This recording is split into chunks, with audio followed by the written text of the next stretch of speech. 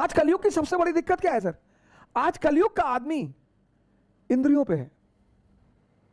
उसको लगता है इंद्रियों से बाहर कोई सुख नहीं, इंद्रियों के सिवा कुछ, और यही कैपिटलिज्म की जीत है।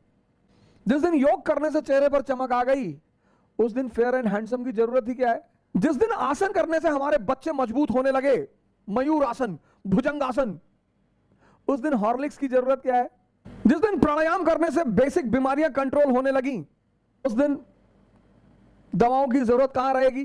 जिस दिन ध्यान करने से एंजाइटी खत्म हो जाएगी, एक्सर्शन खत्म हो जाएगा और आदमी घर पहुंचकर सुकून से सोएगा, उस दिन नशे की जरूरत क्या है?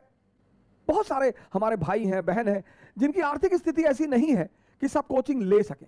कोचिंग का एक जो इंपॉर्टेंट पहलू है कोचिंग का, वो ये है कि कोचिंग में जो चीज आप 2 साल में करेंगे खुद से, वो कोचिंग आपको 6 महीने में करा देती है। तो वो जो 18 महीने आपका बचा, वो उसका पैसा लेती है। बस इतना ही महत्व है कोचिंग का। बाकी कोई कोचिंग किसी को सफलता नहीं दिलाती। फिर से बोलूंगा, कोई कोचिंग किसी को, हां, अब द्रोणाचार्य है तो अर्जुन के अंदर वो तत्व है अर्जुन बनने का, और अर्जुन की यह महानता है कि अर्जुन श्रेय द्रोणाचार्य को देता है। इसलिए हमारे जो मित्र आईएएस में सिलेक्शन लेते हैं, आईपीएस बनते हैं, आईएफएस बनते हैं, आईआरएस बनते हैं, आपने मुझे कभी नहीं देखा होगा ये कहते हुए कि मैंने बनाया, सवाल ही नहीं उठता सर। उनके जीवन में उनके माँ बाप, उनके स्कूल के टीचर, उनके ग्रेजुएशन के टीचर, उनके पोस्ट ग्रेजुएशन के टीचर, सबका योगदान होता है। किसी भी व्यक्ति की सफलता में, किसी भी क्षेत्र में, किसी एक व्यक्ति का योगदान नहीं होता है। इसलिए किसी एक व्यक्ति द्वारा श्रेय ले लेना गलत है। आज कलयुग की सबसे बड़ी दिक्कत क्या है सर? आज कलयुग का आदमी इंद्रियों पे है। उसको लगता है इंद्रियों से बाहर कोई सुख नहीं, इंद्रियों के सिवा कुछ, और यही कैपिटलिज्म की जीत है। इसीलिए वो भारत से नफरत करता है, इसीलिए वो भारत के संतों से नफरत करता है। क्योंकि जिस दिन भारत की 70 से 80% जनता इंद्रियों से उठकर कॉन्शियस पे पहुंच जाएगी, उस दिन पूंजीवाद खड़खड़ा कर भारत में बिखर जाएगा।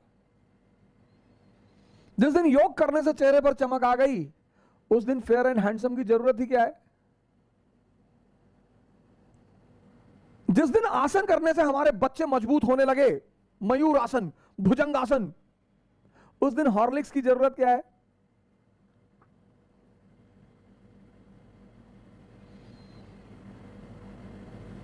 जिस दिन प्राणायाम करने से बेसिक बीमारियां कंट्रोल होने लगी,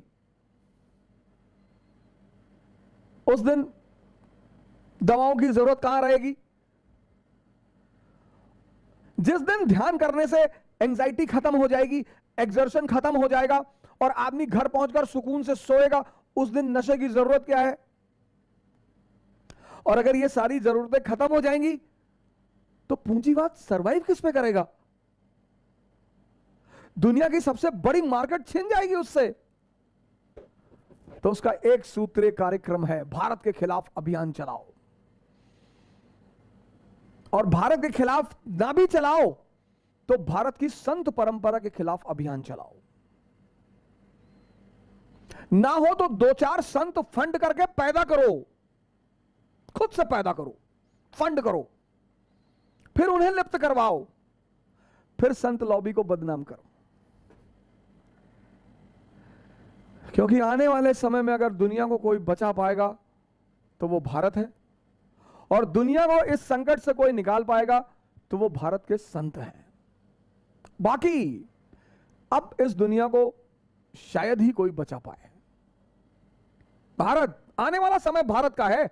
बड़े मेरे एक मित्र हैं ब्राजील में, वो अक्सर मुझे फोन कर देते हैं कि तुम ज्यादा हाइपरबोलिक हो जाते हो भारत को लेकर। नहीं नहीं सर, दिखाई पड़ रहा है सर। ये देखिए, दैनिक भास्कर की खबर है, ये कोरोना को भी हराया और ब्लैक फंगस को भी हराया। प्रकाश पटेल जी, प्रकाश पटेल, पथरिया के छपरट गांव में रहने वाले 50 साल के प्रकाश पटेल पहले कोरोना से संक्रमित हो गए और कोरोना के बाद ब्लैक फंगस से